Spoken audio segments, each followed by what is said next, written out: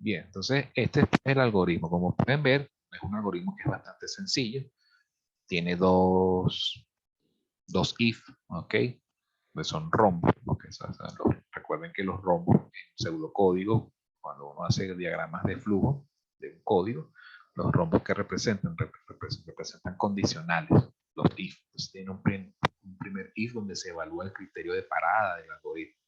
Y el segundo if es para saber qué asignación voy a realizar. Si voy a modificar el valor de xb o voy a modificar el valor de xa, dependiendo de si la raíz se encuentra entre xA y xm o entre xm y xb. ¿Ok?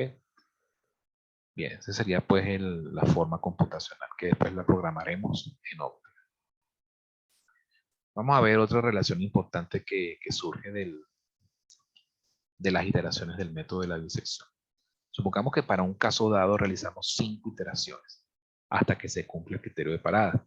¿Ok? Entonces, fíjense, en la primera iteración, fíjense que vamos a tener un primer intervalo xb, xa. ¿Ok? Fíjense que aquí tiene este subíndice, que es el subíndice de que esa es la primera iteración. Vamos a ver si puedo hacer un zoom para que se vea mejor. En la siguiente iteración, ¿ok? Tenemos un nuevo intervalo xb, xa. Bien sea que xb conserva el valor de la iteración anterior y xa es xm de la iteración anterior o viceversa. ¿Okay? Eso no importa. Lo que importa es la relación que existe entre este intervalo y el intervalo anterior. ¿Cuál es la relación? Que el intervalo actual es la mitad del tamaño del intervalo anterior. De eso se trata, pues, porque es un método de bisección basado en el punto medio del intervalo original. La siguiente iteración tendremos entonces un nuevo intervalo xb, xa, que cuando lo piquemos por la mitad va a ser la mitad del intervalo del segundo intervalo, del intervalo de la segunda iteración, y va a ser un cuarto del intervalo inicial. ¿Ok? En la siguiente iteración volvemos a picar y fíjense que entonces este intervalo va a ser ¿qué cosa? La mitad del tamaño del intervalo anterior, un octavo del intervalo anterior y así sucesivamente. ¿Ok? Al final, fíjense después que nosotros podemos hacer. Podemos nosotros establecer una relación bien curiosa. En general, podemos nosotros decir que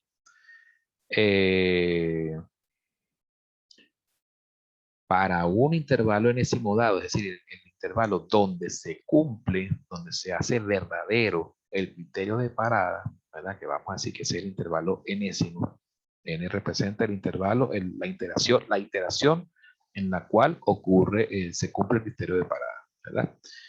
Ese ancho de intervalo va a ser igual al ancho de intervalo original, ¿ok? Con el xb y xa con el cual se arrancó el método, dividido entre 2 a la n-1. ¿Ok? Entonces, esta relación, ¿para qué nos sirve? Fíjense que si de repente yo puedo agarrar y despejar, fíjense, si esto es así, esto es por supuesto, significa que entonces, para un dado, para yo puedo agarrar y sustituir esta relación que tenemos acá, lo puedo sustituir por la relación del criterio de parada. Y entonces fíjense cómo se transforma esto. Puedo combinar estas dos expresiones en esta nueva expresión que tengo aquí. Es decir, esto que está acá, fíjense que si yo agarro y sustituyo el ancho de intervalo en la enésima iteración donde se cumple el criterio de parada menor que el épsilon, si yo sustituyo esto por esta expresión que está acá, lo sustituyo aquí, tengo entonces esta nueva expresión. ¿Y ahora qué hacemos? Vamos a tratar de despejar el valor de n para poder estimar cuántas iteraciones son necesarias para poder lograr el cumplimiento del criterio de parada. Entonces, bueno, ya simplemente lo que hay que hacer es despejar la n. Esta n es fácil de despejar. Pasamos este 2 a la n-1 del otro lado del menor que. El épsilon lo pasamos del otro lado, ¿verdad? Aplicamos logaritmo base 2 a ambos lados de este menor que, ¿verdad? Y entonces fíjense qué ocurre después. Al nosotros despejar, hacer el despeje, llegamos entonces a esta relación. Es decir, el valor de n va a ser tal que va a ser, para que se cumpla el criterio de parada, es n mayor que 1 más el logaritmo base 2 de la diferencia en valor absoluto del valor xb inicial y el valor xa inicial divididos entre ellos. Con esta ecuación nosotros estamos en capacidad de poder predecir cuál es el valor de n a partir del cual se debería cumplir el criterio de parada. ¿Ok? Entonces fíjense que si nosotros con esta información, conociendo esta información, fíjense que entonces tenemos dos formas de plantear este algoritmo. Este algoritmo aquí está estructurado como si fuese un do while o un do until, ¿ok? Como ustedes prefieran. Pero entonces al saber que hay un número definido de pasos concretos, ¿ok? Para ejecutar el método de bisección, también pudiéramos aplicar otro tipo de estructura repetitiva. Por ejemplo, un for next. ¿Ok? Porque recordemos que de los diferentes bucles que existen, por ejemplo, el for next trabaja con un número definido de pasos, un número establecido de pasos, ¿ok? O de repeticiones. Mientras que el do while y el do until no. Está sujeto a que se cumpla el criterio de parada y no siempre el número de pasos es el mismo. Que puede variar, puede hacerse en más o en menos pasos dependiendo de las condiciones del problema, de las ecuaciones y todo eso. Pero con el método de la bisección sucede que entonces sí hay una forma de predecir cuántas iteraciones como mínimo se tienen que efectuar. ¿Ok? Bueno, esto es como una información de referencia. Vamos ahora a lo que es en sí el primer ejemplo. ¿Okay? Fíjense, a ustedes, por ejemplo, se les va a dar esta función. Vamos a resolver el problema de la función exponencial de x menos 3x. ¿Ok? Que hasta el momento solamente conocíamos la gráfica. Bien, entonces tenemos esta gráfica, ya hemos graficado la función, sabemos que hay dos raíces, ¿verdad? Que la función es continua, y de una vez vamos a tomar esta información que tenemos aquí, que serían como los valores tabulados de dicha función. Valores de x, para x igual a 0, de 0.1, de 0.1 en adelante, hasta 1.7. Y de una vez en la siguiente columna, los valores de f correspondientes. Fíjense que si nosotros queremos hallar la primera raíz, ¿verdad? ¿Qué deberíamos hacer? Deberíamos agarrar y entonces, ¿qué dice el paso de los pasos? Primer paso, graficar la función. Perfecto. Segundo paso, encerrar la raíz de interés dentro de un intervalo. Entonces tenemos que elegir dos valores de x tales que encierren a la primera raíz en un intervalo. ¿Cómo sería eso? Bueno, fíjense que aquí tenemos resaltado en amarillo un par de valores de x que son 0.6 y 0.7. ¿Y por qué están resaltados? Porque si vemos entonces en la siguiente columna los valores de f de x para 0.6 y 0.7, fíjense que aquí es positivo y aquí es negativo. Eso entonces significa que entre 0.6 y 0.7 hay raíz.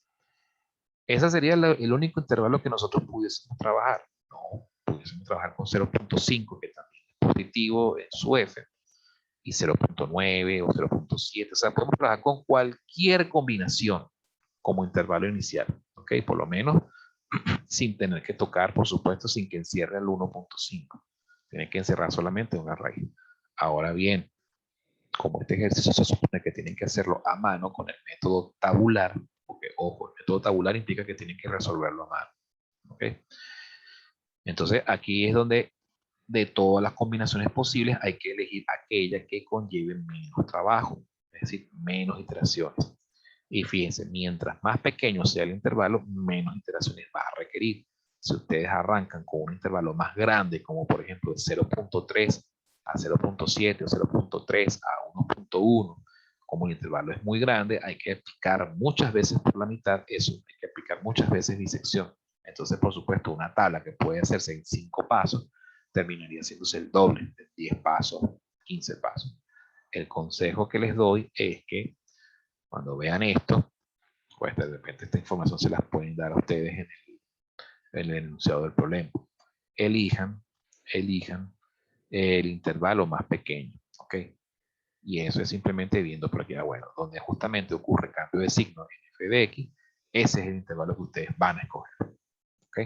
Eligen este intervalo y arrancan su método. Entonces, bueno, fíjense. Se establece como epsilon 0.01, ¿ok? Se estima que hay que realizar como mínimo 4 iteraciones, ¿verdad? Entonces, bueno, chévere, arrancamos. Normalmente 4 iteraciones o fíjense que la primera iteración no se cuenta como tal, se cuenta como iteración a partir de la 2 en adelante. Fíjense que, bueno, aquí están 1, 2, 3, 4. Bueno, vamos a ver, vamos a ver cómo está esto contado aquí. Entonces ya establecimos que XA va a ser 0.6 y XB 0.7. Se evalúa el criterio de parada, va a dar falso. ¿Por qué? Porque la diferencia entre 0.6 y 0.7 es 0.1, que cuando lo comparamos con el epsilon, que es 0.01, da falso. ¿Okay? O sea, 0.1 no es menor que 0.01. ¿Por qué estableció ese epsilon? Puede ser cualquiera. Sí, puede ser cualquiera. Ahora, fíjense, si yo establezco un epsilon mucho más pequeño, va a requerir muchos más pasos todavía. Como este es un ejercicio que tienen que hacer a mano, bueno, se puede escoger. Cuando nosotros tenemos libertad de escoger epsilon mucho más pequeños, del orden de las 10 milésimas, 100 milésimas, etcétera, para tener mayor precisión, cuando trabajemos en la computadora. ¿Okay? Con los métodos tabulares se aconseja trabajar con epsilon que no sean tan pequeños. Epsilon del orden de las centésimas, quizás de las milésimas. ¿Okay? De las milésimas de repente requerirían más iteraciones. ¿Okay? Bien, entonces fíjense, para este epsilon de una centésima, pues bueno, vemos que entonces aquí el criterio de parada da falso. Significa que hay que proceder a calcular el punto medio del intervalo. Este es el punto medio, fíjense que está justamente entre 0.6 y 0.7, da 0.65, y procedemos entonces a evaluar el valor de xm en la función y el de xa en la función. Vemos que dan cambio de signo, ok, se evalúa el criterio de parada, y entonces vemos que da verdadero, ¿por qué? Porque como hay cambio de signo, entonces quiere decir que la raíz, cuando se picó por la mitad del intervalo inicial, la raíz quedó entre xm y xa, o entre xa y xm, pues mejor dicho. Entonces significa que cuáles van a ser los nuevos valores, dónde voy a hacer la asignación. El valor de xa lo dejo entonces quieto y el valor de xb lo voy a correr a la posición donde quedó el xm. De manera que ahora xb vale 0.65. Evalúo el criterio de parada, saco la diferencia entre estos dos. 0.05 es menor que epsilon, falso. Como es falso, calculo xm. Este xm, por supuesto, el punto medio del intervalo comprendido entre este valor y este valor. Luego calculo el valor de f en xm y el valor de f en xa. Y veo, fíjense que hay cambio de signo, significa que la raíz está comprendida entre xa y xm. Entonces en la siguiente iteración conservo el valor de xa y el valor de xb o la posición de xb la ruedo a la posición del anterior xm. Ahora xb vale 0.625. Calculo la diferencia, veo si esa diferencia entre xb y xa, el nuevo xb y el xa, es menor que epsilon. 0.025 es menor que 0.01, falso. Como es falso, calculo el punto medio. Y ese punto medio, ¿verdad? Calculo entonces el valor de f en ese punto medio y vuelvo a calcular el valor de f. Bueno, no hace falta volver a calcular el valor de f en xa porque yo lo tengo aquí histórico, no ha cambiado el valor de xa todavía. Pero fíjense qué ocurre ahora. Ahora los valores de f en ambos valores de x ahora sí dan del mismo signo. ¿Qué significa? Que entonces la raíz no está en el intervalo xa, xb, xm. Está ahora entre xm y xb. ¿Ok? ¿Por qué? Porque cuando evaluamos Bolzano da mayor que 0. Entonces, ¿qué significa? Que entonces xb lo dejo donde está y xa lo muevo, lo traslado a la posición donde está el xm resultante. De manera que entonces xa le cambio su valor al valor del xm anterior. Y este es pues mi nuevo intervalo. Evaluamos aquí entonces el ancho de ese intervalo nuevo que tenemos acá. Ahora resulta que da 0.0125, pero este valor es menor que epsilon. No, falso. Todavía hay que seguir iterando. Calculamos xm, calculamos la f en xm y la f en xa, vemos los signos, si ocurre cambio de signo, como en este caso no ocurre cambio de signo, significa que la raíz no está entre xh y xm, sino que está entre xb, xm y xb. Cambiamos entonces el valor de xa, conservamos el valor de xb, se evalúa el ancho de intervalo y ahora fíjense que esta vez sí, el valor de la diferencia entre el valor absoluto de xb y xa sí es menor que el epsilon dado. Como es menor que el epsilon dado, bueno, se detiene el método. Detenemos el método. No hace falta hacer estos cálculos que están aquí. Esto, bueno, se vinieron por referencia, pero no hace falta. De todas maneras, o sea, yo creo que llegaría solamente hasta acá. Y finalmente, ¿qué es lo que se hace? Se reporta el valor de XR. ¿Cómo? Haciéndolo igual al último valor de XM alcanzado, que en este caso fue 0.6187, que normalmente se suele redondear a 3 cifras decimales. ¿Por qué? El número el redondeo normalmente se hace en función de qué cosa, de el valor de epsilon. Si el epsilon es del orden de una centésima, entonces se le agrega un decimal adicional. Si hubiese sido de una milésima, entonces se agrega otro decimal adicional, sería cuatro decimales. ¿Ok? Es un decimal adicional a los decimales del epsilon. Ajá, cuando f de xm difiere en signo con f de xh, se escoge la izquierda. Y cuando no difieren, se escoge la derecha. Se escoge derecha, que llamas derecha o que llamas izquierda. A ver, eso se refiere, a ver, vuelvo y repito. Eso de que se escoge izquierda y cuando se escoge derecha, no sé a qué te refieres. Fíjate, cuando f de xm, bueno, vamos a ver si lo puedo dibujar por acá.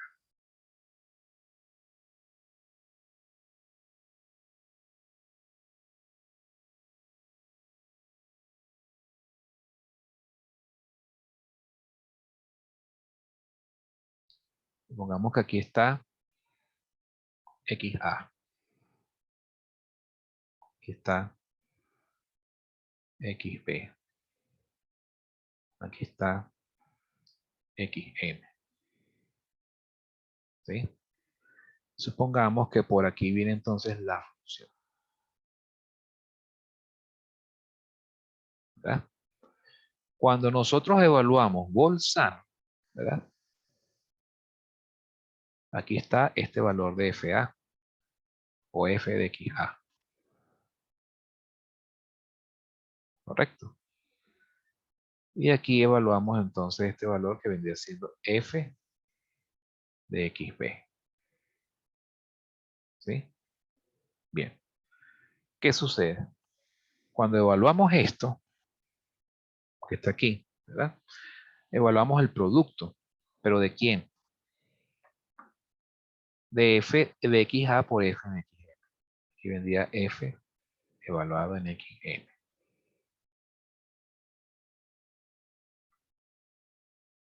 Fíjense que este va a dar mayor que 0 y este va a dar menor que 0. Cambio de signo, que significa que la raíz está acá. Entonces, ¿qué es lo que hay que hacer?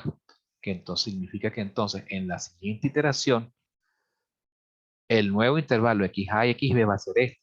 Este se mantiene como XA y este va a ser ahora el nuevo XB.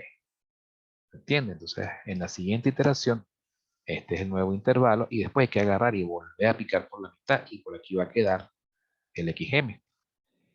¿Lo ven?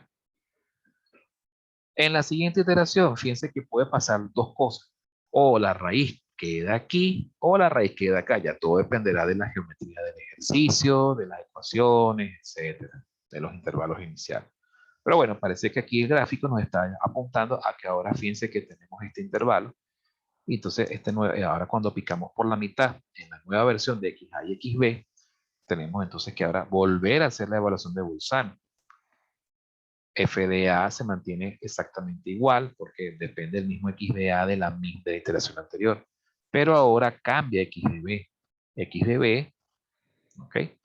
Se evalúa entonces. Pero entonces, ¿qué es lo que tenemos que hacer nosotros aquí? Evaluar aquí el nuevo f de xm.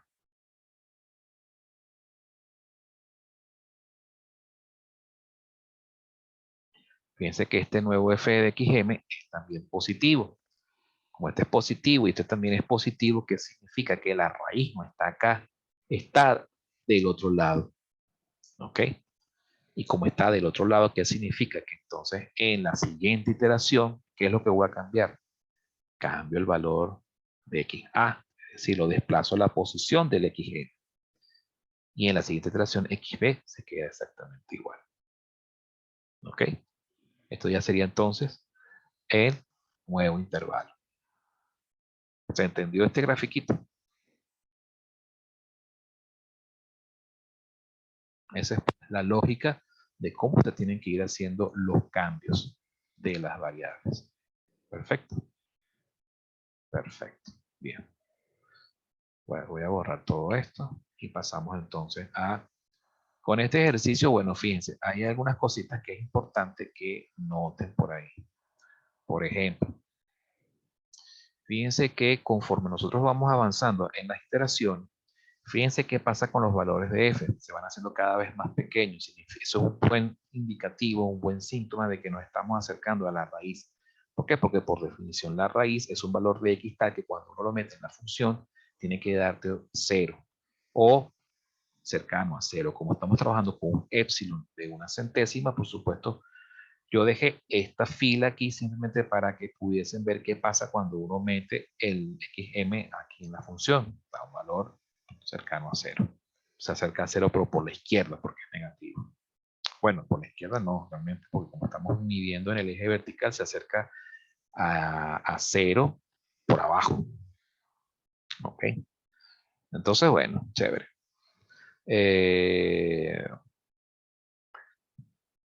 Ahora, si trabajamos con el XM, que es consiguiendo el criterio, fíjense que este valor de XM es mucho más pequeño, se acerca bastante a 0, pero por encima, por arriba. ¿Ok?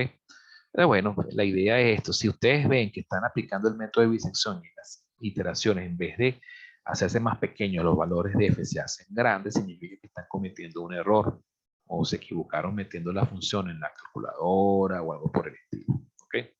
Otra cosa importante, el tema del redondeo. Traten en lo posible de utilizar todos los decimales en la calculadora cuando estén calculando este tipo de cosas. ¿Cuál es lo que yo recomiendo? Que utilicen por lo menos 6, 7 decimales cuando estén haciendo los cálculos intermedios y solamente redondeen el resultado final. Porque si ustedes redondean a 3 cifras significativas, por ejemplo, el XM y después lo meten en la función con 3 decimales y después con 3 decimales acá y todo eso, esos redondeos a 3 cifras significativas o 2 cifras significativas, lo que sea, trae como consecuencia una desviación en el resultado. Esos son, porque son errores, porque cada vez que uno redondea, uno está induciendo un error en el cálculo, porque estás reduciéndole la precisión del valor. Cuando se están haciendo estas iteraciones hay que trabajar con la máxima precisión posible, con el máximo número de decimales. En este caso, si están haciendo la mano, trabajen con 7 decimales y solo redondeen al final el resultado que se presenta. ¿Ok? ¿Está claro eso? Eso es importante. No se pongan, si ustedes trabajan con epsilon de una centésima, entonces no se pongan a estar redondeando con 4 o a 3 cifras decimales los resultados intermedios. Solo redondeen el último resultado. Más nada. ¿Ok? Pero los cálculos intermedios háganlo con el mayor número de decimales posible. 6, 7 si es preciso. ¿Ok? Para que entonces el resultado no dé error. Porque si redondean en cada iteración, van a acumular un error garrafal. Van a acumular porque están desviando, restándole precisión en cada iteración. Entonces acumulan un error terrible. Bien. Bueno, pasemos ahora al siguiente método. Al método de la falsa posición. El método de la falsa posición también es un método que se basa en el teorema de Bolzano, es decir, consiste en agarrar, graficar la función, identificar la raíz, ver dónde se sitúa y después encerrar esa raíz dentro de un intervalo inicial que después iremos picando en 2 mitades. ¿Ok? Ahora bien, ¿cómo va a ser el procedimiento para picar en 2 mitades este intervalo? Bueno, fíjense. Definimos el intervalo inicial, X a X b, la raíz está por aquí, pero entonces ahora no vamos a utilizar la fórmula del punto medio, sino que vamos a utilizar una recta secante. Y donde esa recta secante corte al eje X, ese va a ser el punto donde vamos a picar por en dos partes a este intervalo. Ese va a ser el punto XC, que es el punto donde esa recta secante intersecta el eje X. XC no necesariamente pica en dos mitades iguales al intervalo X a XB. Vamos a tener un primer pedazo, un primer subintervalo que es X a XC, y un segundo pedazo o segundo subintervalo que es XC, XB. ¿Ok? Después, ¿qué hacemos? Al estar entonces, aplicamos entonces el método del Bolzano, el teorema del Bolzano, para decidir en cuál de esos dos subintervalos quedó la raíz. Bueno, ya lo conocemos. Entonces simplemente evaluamos los valores de f en XA y en XC. Si los signos son opuestos, la raíz está aquí y entonces definimos un nuevo intervalo X a XB. Simplemente lo que se hace es correr la posición de XB a donde está actualmente XC y ese va a ser el nuevo XB. ¿Ok? Si de lo contrario los signos son opuestos, entonces lo que se hace es dejar a XB quieto donde está y trasladamos XA a donde está el nuevo el XC. Y se repite entonces el procedimiento picar por la. Se define una recta secante, se pica ese intervalo según como lo corte la secante. Se definen nuevos subintervalos X a XC, XC, XB, se aplica Bolzano para saber entonces en dónde quedó la raíz. Y dependiendo de en cuál intervalo quedó la raíz, se define el nuevo X a XB, ¿ok? Corriendo bien sea el valor de XA a la posición de XC o el valor de XB a la posición de XC. ¿Ok? Muy parecido a cómo se trabaja en la bisección. Fíjense que estos métodos son muy similares. ¿Cuál es la única diferencia? La única diferencia es el punto medio. En bisección se trabaja con punto medio. En el método de la falsa posición se trabaja con una recta secante. ¿Ok? ¿Cómo determinamos el valor de XC sabiendo que estamos trabajando con recta secante? Bien, bien sencillo. Vamos a definir esta recta secante, ¿verdad? Vamos a definirla como S sub 0, ¿ok? Vamos entonces a definir los siguientes coordenadas, las coordenadas del punto A, que sería XA, ¿verdad? El punto B, definido por XB, es decir, el extremo derecho del intervalo X a XB, y su valor FB correspondiente. Y el punto C, que sería XC, que es desconocido, no sabemos cuánto vale, pero sí sabemos que su abscisa, ¿ok? Bueno, su abscisa no es ordenada, su valor en Y es 0, ¿ok? Sabiendo esto, podemos entonces plantear las siguientes relaciones. Si planteamos, por ejemplo, la pendiente de la recta secante, podemos plantear la recta de la pendiente secante en función de A y B, o inclusive en función de A y C. También existe la opción de definirla en función de C y B, cualquiera, pero vamos a trabajar con estas dos opciones. Podemos decir que la pendiente de la recta secante es igual a la pendiente de la recta que pasa por los puntos A y B, que a su vez es igual a la pendiente de la recta que pasa por los puntos A y C. ¿Okay? Sustituimos FB menos FA de este lado entre XB menos XA. Todos estos valores son conocidos, ¿verdad? Mientras que del lado derecho de la igualdad, bueno, sustituimos 0 menos FDA entre XC menos XDA. De toda esta ecuación, lo único que hay que despejar es XC. Despejando XC, llegamos a esta expresión que tenemos aquí. ¿Ok? Entonces, esta sería entonces la ecuación con la cual vamos a hallar XC. Esto sería como que comparando con el método de la bisección, el valor de XM en el método de la bisección se hallaba con la ecuación del punto medio de un intervalo. En el método de la falsa posición, el valor de X se halla con esta ecuación que vendría siendo la ecuación de la interpolación lineal. Entonces, con una interpolación lineal hallamos XC y con ello podemos entonces ir iteración tras iteración hallando esas aproximaciones. XC que vendría siendo entonces en una iésima iteración dada. una aproximación a la raíz. Es decir, se espera que después de varias iteraciones, este valor se corra lo más cerca posible hacia donde está XR. ¿Cuántas veces vamos a ejecutar este método? Este método lo ejecutaremos tantas veces hasta que el ancho del intervalo de un XB, XA en una iteración dada, ¿ok?, sea menor que un epsilon dado. Es decir, el criterio de parada del método de la falsa posición es exactamente el mismo criterio de parada del método de bisección. Es la misma cosa. ¿Ok?